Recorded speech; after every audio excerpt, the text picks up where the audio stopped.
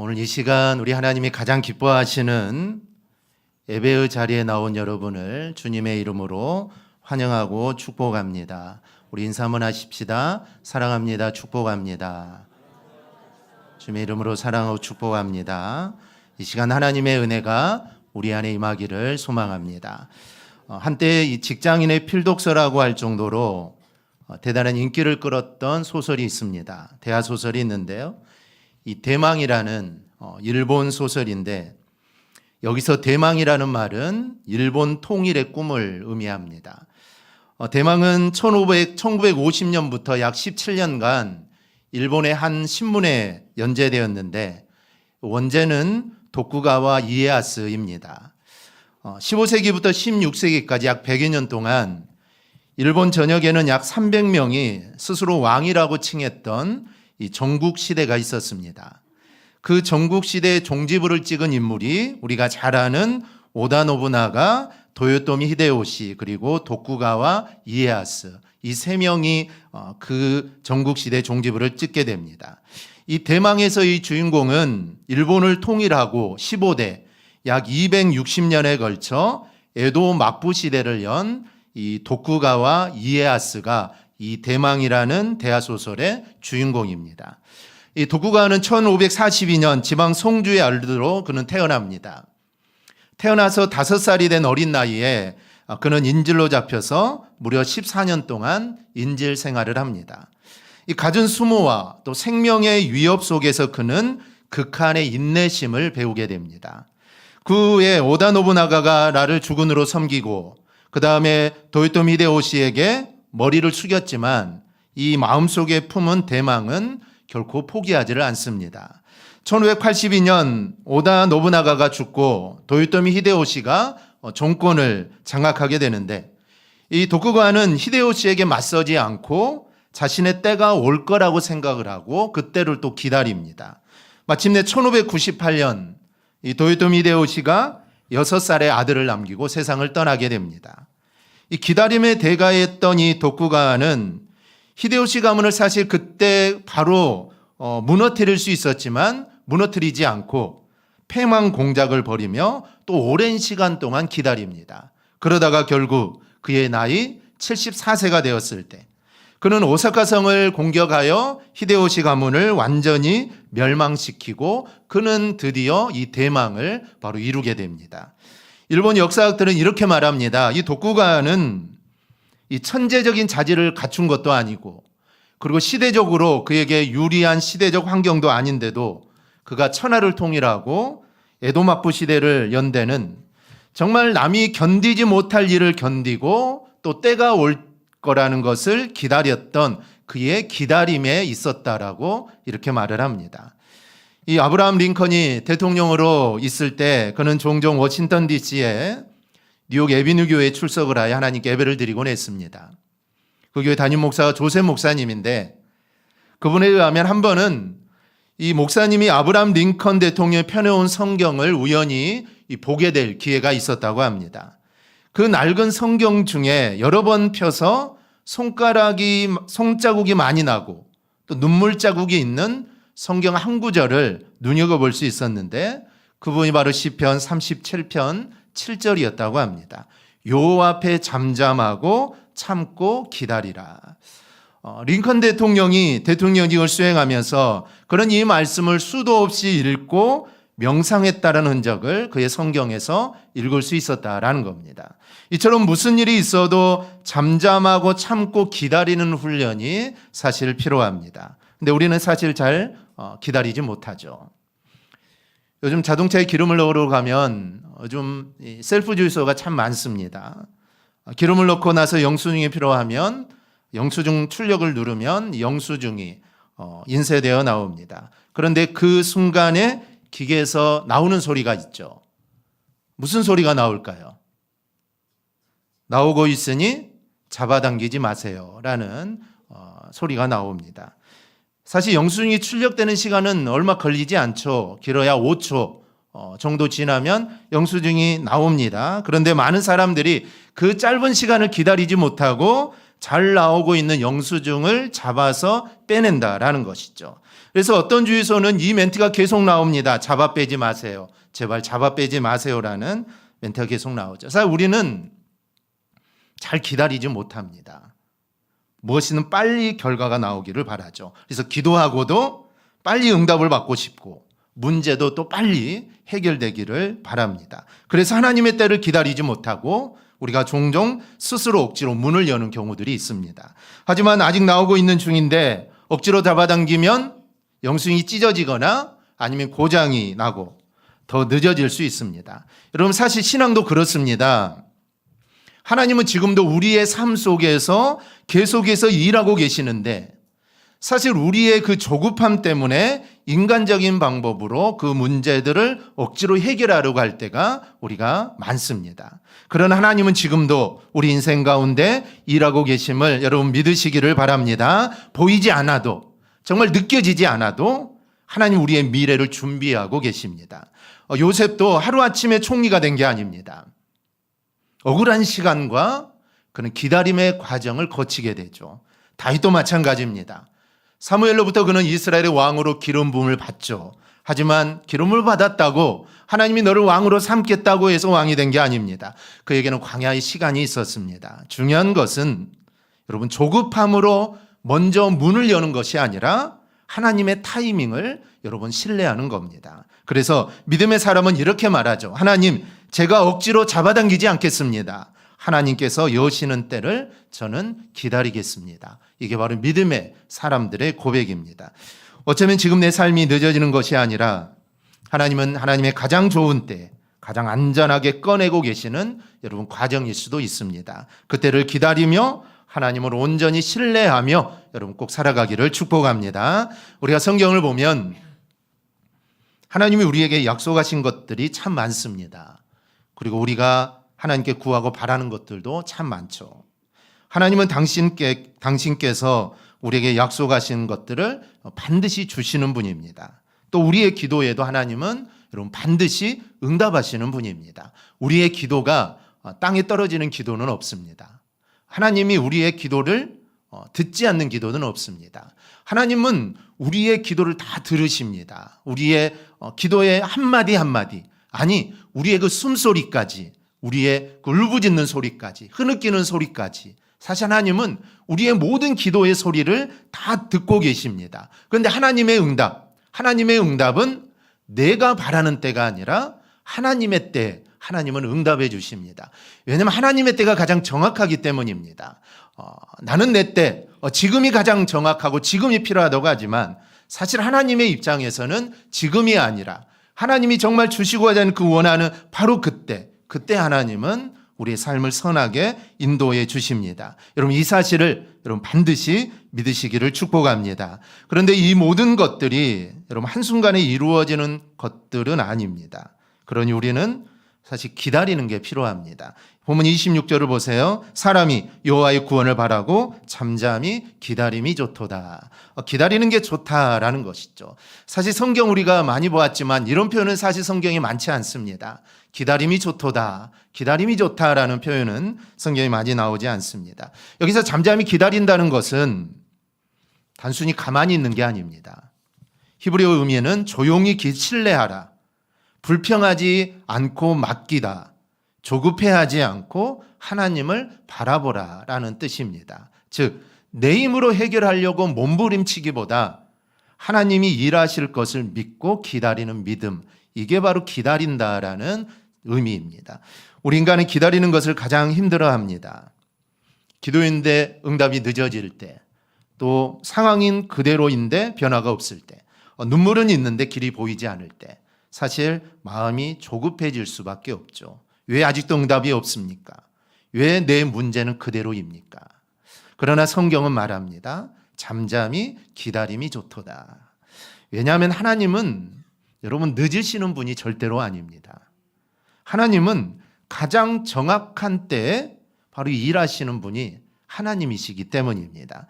여러분 기다림은 버려짐이 아닙니다. 침묵은 하나님의 부재가 아닙니다. 응답이 늦는 시간에도 그때도 하나님은 일하고 계십니다. 농부는 씨를 뿌리고 바로 열매를 따지 않습니다. 기다리죠. 사실은 보이지 않습니다. 보이지 않아도 이 땅 속에서 생명이 자라고 있음을 믿고 기다리는 것이죠. 믿음도 그렇습니다. 기도한 즉시 아무 일도 없는 것 같지만 우리가 기도하는 바로 그 순간 하나님은 보이지 않는 곳에서 이미 일하고 계십니다. 즉 하나님 우리가 기도하기를 바라고 계시죠. 사실 하나님이 우리의 기도의 제목을 모를까요? 사실 다 아십니다. 우리의 환경도 아시고 우리가 어떤 기도의 제목을 가지고 있는 것도 아시고 우리가 어떤 병에 있고 어떤 질병에 있고 어떤 환경에 놓인 거 사실 하나님은 다 아십니다. 그래서 하나님은 우리가 기도하기를 기다리시는 것이죠. 기다리고 있다가 기도를 시작하면 하나님은 그때부터 일하기 시작하십니다. 그래서 하나님이 우리가 기도하면 일한다라는 그런 믿음이 있을 때 우리는 기다릴 수 있는 겁니다. 여러분 한번 따라해 보십시다. 하나님의 때는 가장 정확합니다. 한 번 더 합니다. 잠잠히 기다리는 믿음이 축복입니다. 아멘. 우리는 급한 마음은 우리를 흔들지만 기다리는 믿음은 우리를 깊게 만듭니다. 오늘 당장 응답이 보이지 않아도 여러분 하나님만을 잠잠히 바라보십시오. 하나님은 침묵 속에서도 일하고 계심을 믿습니다. 어떤 분은 기다리는 것은 소극적이라고 생각을 합니다.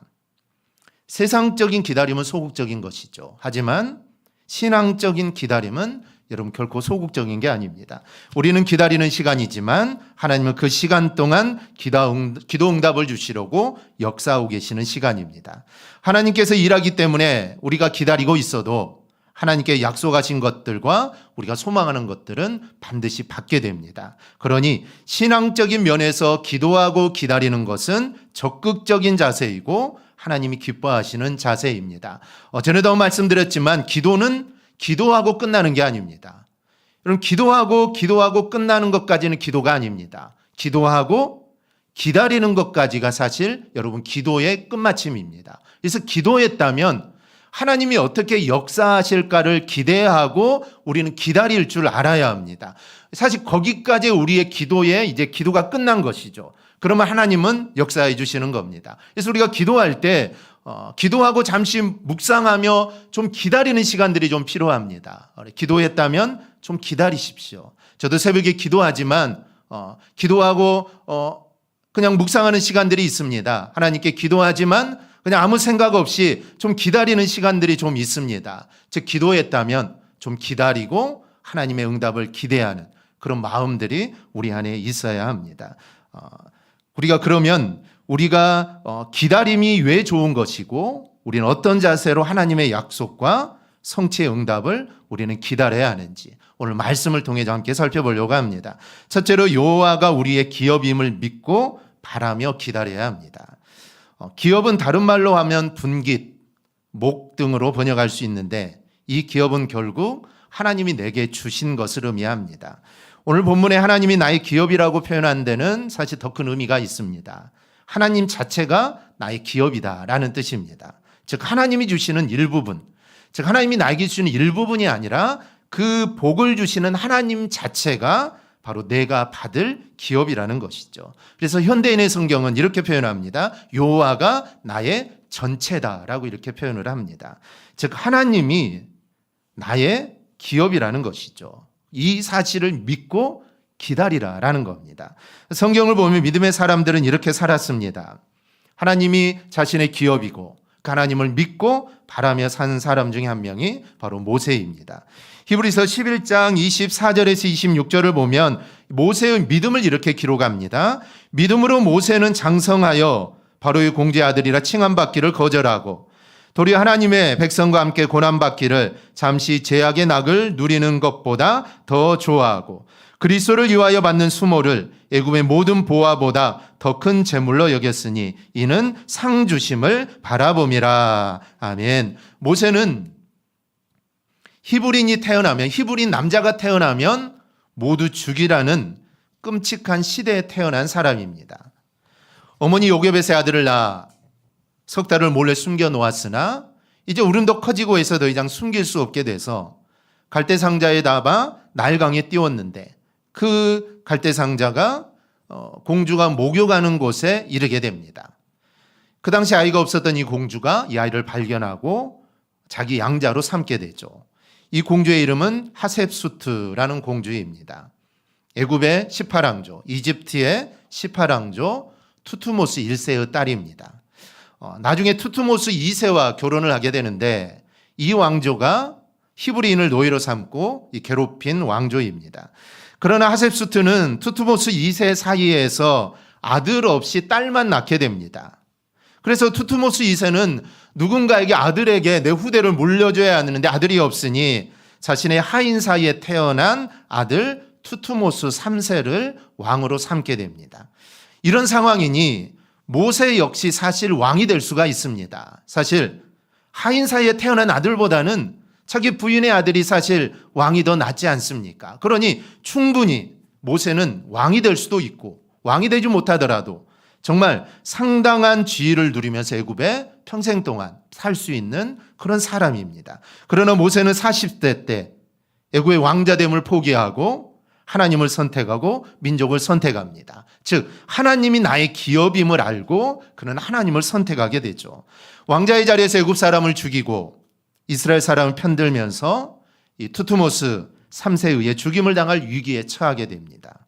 위기에 미디안 강으로 도망을 하게 되고 40년간 결혼하여 양을 치며 살고 있는데 하나님이 나타나 그를 부르셔서 그를 사용하시게 됩니다.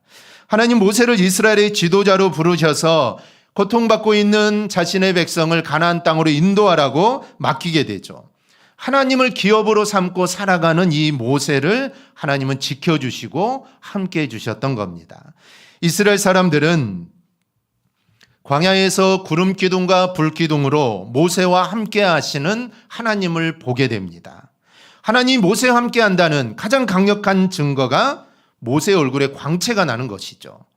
하나님을 만나고 나온 모세의 얼굴에 광채가 납니다. 그러니 사람들이 모세를 두려워하기 시작하죠. 이 모세는 정말 하나님의 사람이구나. 하나님이 함께하는 사람이구나. 두려워하게 됩니다. 하나님을 기업으로 삼고 애굽의 영화보다 하나님과 함께하고 하나님 백성과 함께 고난받는 것을 좋아했던 그 모세를 하나님은 이렇게 은혜를 주셔서 그를 위대한 인물로 사용하셨던 겁니다.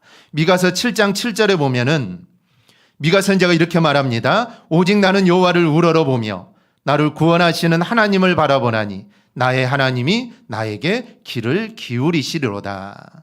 우리도 마찬가지입니다. 세상 사람들은 돈과 성공, 사람, 안정된 미래를 기업으로 삼고 살아갑니다.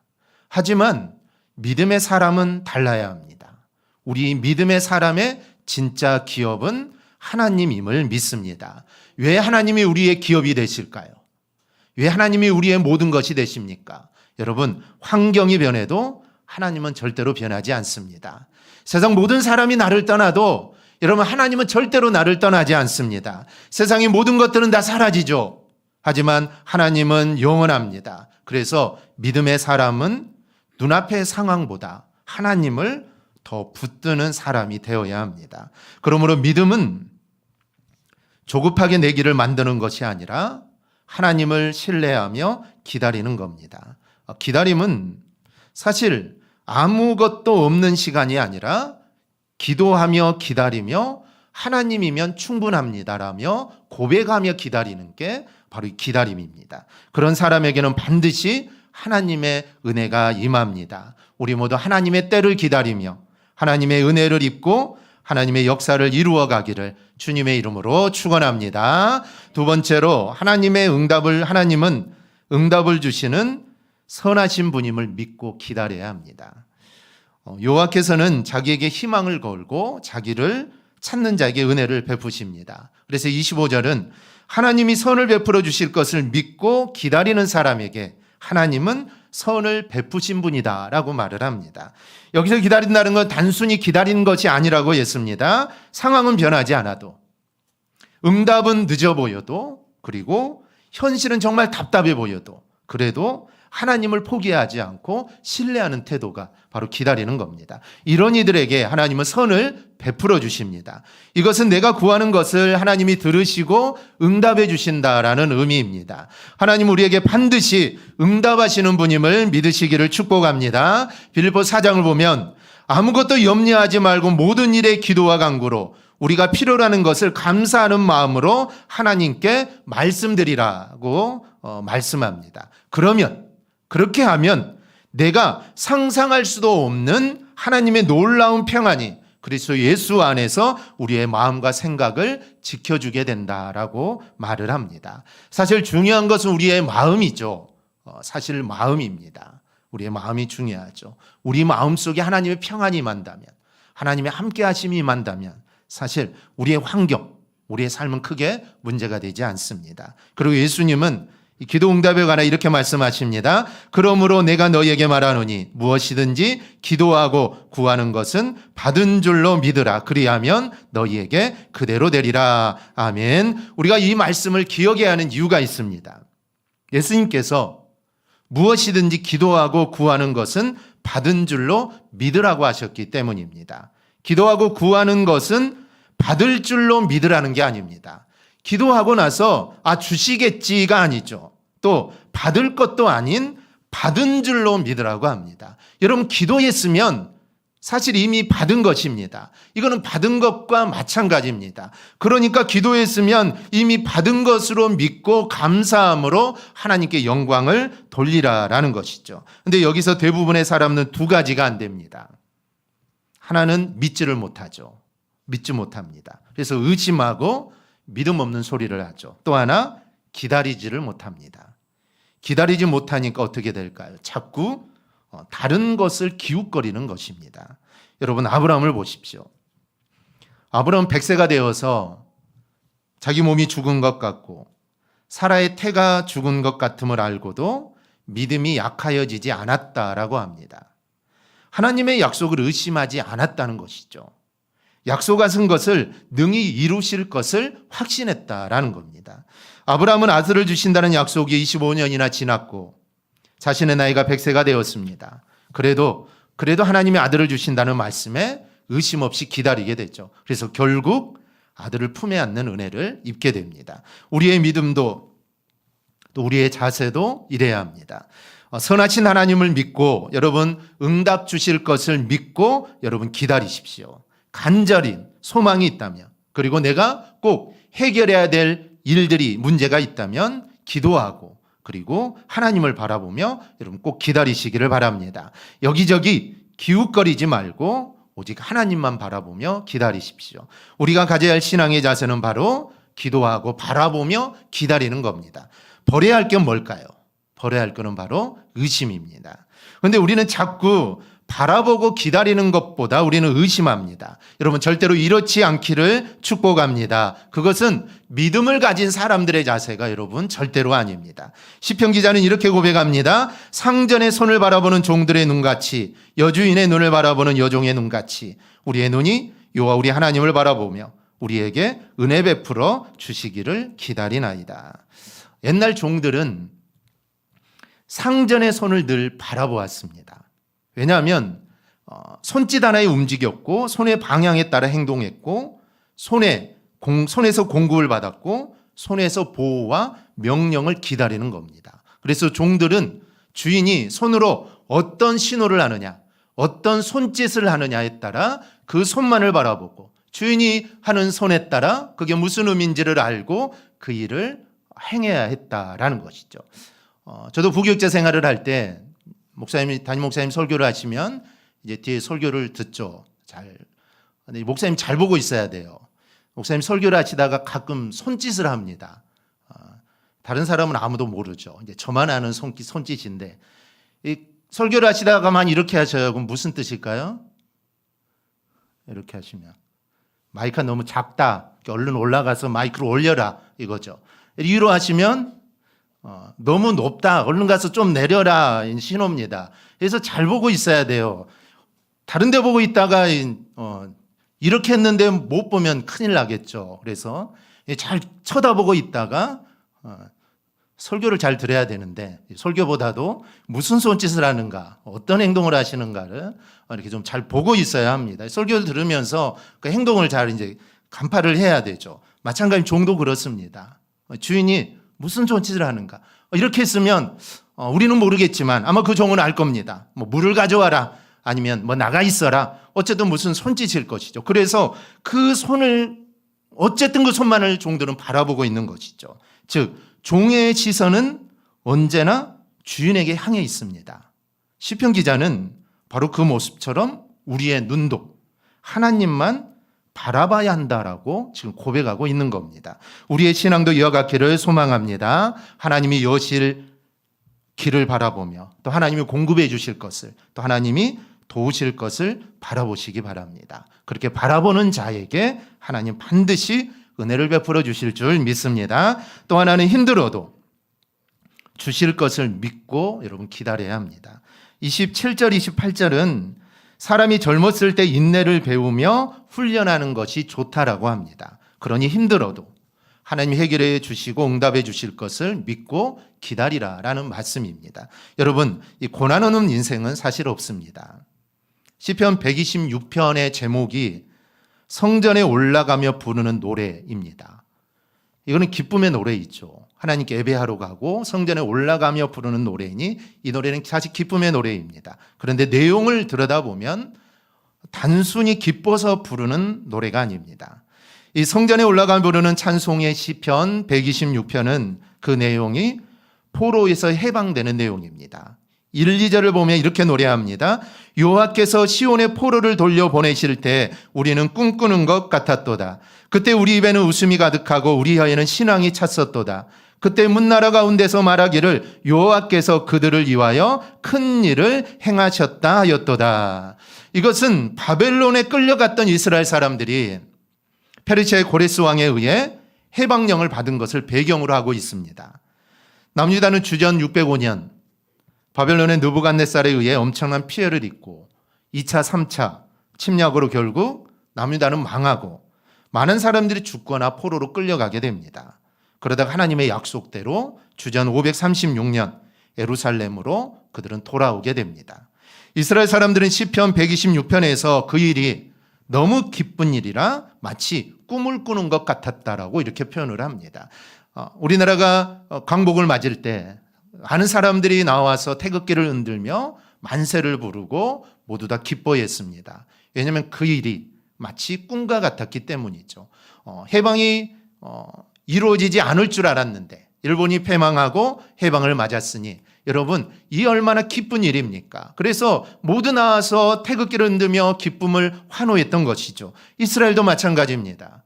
바벨론의 포로로 끌려간 지 70년이 지났습니다. 그런데 해방을 맞게 되죠. 고향으로 돌아가라고 합니다. 고향으로 돌아가 성전을 지으라고 하죠. 얼마나 기쁜 일입니까? 그래서 그들은 이 일이 마치 꿈과 같았다. 마치 꿈을 꾸는 것 같다라는 것이죠. 그러나 그런 놀라운 기쁨에 있기까지 이스라엘 사람들은 엄청난 고난을 당하게 됩니다. 여러분 포로의 생활, 이방 땅에서 자기 땅도 아니고 이방 땅에 끌려가서 포로민의 생활이 여러분 얼마나 비참했겠습니까? 그러나 그런 상황에도 그들은 회개하고 하나님 말씀을 의지하게 되죠. 예레미야 선지자를 통해 70년이 지나면 너희는 회복되고 고향으로 다시 돌아가겠다라는 하나님의 약속을 믿고 그들은 기다리게 됩니다.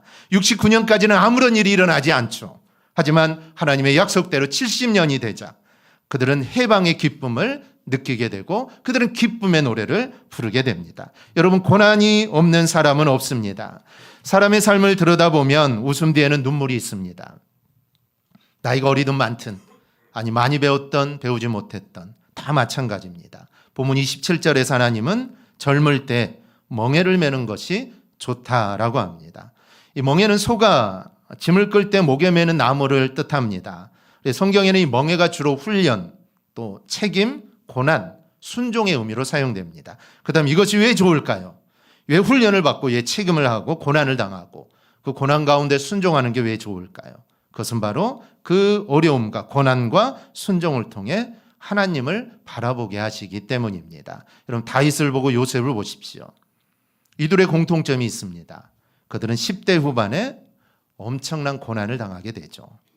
다윗은 왕이 된다는 기름을 받은 후부터 고난이 시작됩니다. 만약 그 기름 부음이 없었다면 그의 고난은 없었겠죠. 하지만 기름 부음을 받은 그때부터 그의 고난은 시작합니다. 왜 하나님은 그때 기름을 부으셨을까요? 좀 나중에 좀 나이가 먹고 이제 왕이 될 만한 그때 기름을 부으면 사실 다윗은 고난도 받지 않고 그냥 평안하게 살다가 어느 한순간에 왕이 될 수 있었겠죠. 요셉도 보십시오. 그도 10대 후반에 엄청난 고난을 당합니다. 왜 하나님은 그에게 그 어릴 때 그 꿈을 보여주었을까요? 해와 달과 11별의 자기의 절하는 꿈. 왜 하나님은 왜 그때 그 꿈을 보여주셨을까요? 나중에 좀 나이 먹고 한 30세쯤 되어서 그때 그 꿈을 보여주었다면 누구도 시기하지 않았을 텐데 왜 하나님은 그 어린 나이에 그에게 그런 꿈을 보여주어서 그 꿈을 꾸고 그 꿈을 말한 이후로부터 그는 수많은 어려움을 당하게 됩니다. 그런데 사실 이 다윗과 요셉에게 그들이 어렸을 때부터 이런 고난을 당하고 훈련을 받은 것은 사실 그들에게는 좋은 일이었습니다. 그 고난 앞에서 이들은 하나님만을 바라볼 수 있는 믿음을 갖게 된 것입니다. 그들이 바라볼 게 없죠. 부모를 바라보겠습니까? 형제를 바라볼 수 있겠습니까? 어느 누구도 그 무엇도 의지할 곳이 없습니다. 그러니 그들이 바라볼 분은 이제 오직 하나님밖에 없는 것이죠. 사실 그들이 어렸을 때 배웠던, 그들이 왕이 되기 전, 그 총리가 되기 전에 배웠던 그 고난과 멍에와 훈련을 통해 그들은 그 이후의 삶이 온전히 하나님만을 바라볼 수 있는 믿음의 사람이 될 수 있었던 겁니다. 그 고난과 훈련과 순종이 없었다면 아마 그들의 삶은 그렇게 하나님이 기뻐하시는 삶으로 성장할 수 없었을 겁니다. 그래서 젊을 때 멍에를 매는 것이 좋다라는 오늘 말씀입니다. 분명 하나님은 우리에게 엄청난 복을 약속하셨습니다. 다윗에게도 마찬가지고 그리고 요셉에게도 마찬가지죠. 그들의 복은 언젠가는 임하게 될 것입니다. 하지만 그 과정 속에서 하나님은 그 복을 감당할 수 있도록 하나님만을 바라보는 믿음을 그들에게 주신 것이죠. 고난은 내가 죄를 짓고 잘못해도 오지만 사실 아무 이유 없이 올 때가 훨씬 더 많습니다. 고난이 오는 이유는 내가 육신을 입고 온 우리가 연약한 존재이기 때문에 사실 고난이 옵니다. 그런 고난이 올 때마다 우리는 낙심하고 원망하기보다 다윗과 요셉처럼 꼭 하나님만을 바라볼 수 있기를 바랍니다. 본문 25절 말씀대로 기다리는 자들에게나 구하는 영혼들에게 여호와는 선하시도다. 이 말씀을 붙잡고 기다리시기 바랍니다. 그리고 그 기다림이 고통이 아니라 이 기다림이 참 좋도다라는 고백이 우리의 입술을 통해 정말 넘쳐나기를 바랍니다. 그래 하나님이 도와주실 것을 믿고 또 응답해 주실 것을 기다려서 하나님이 준비하신 은혜와 복을 누리기를 주님의 이름으로 축원합니다. 아멘. 기도하겠습니다.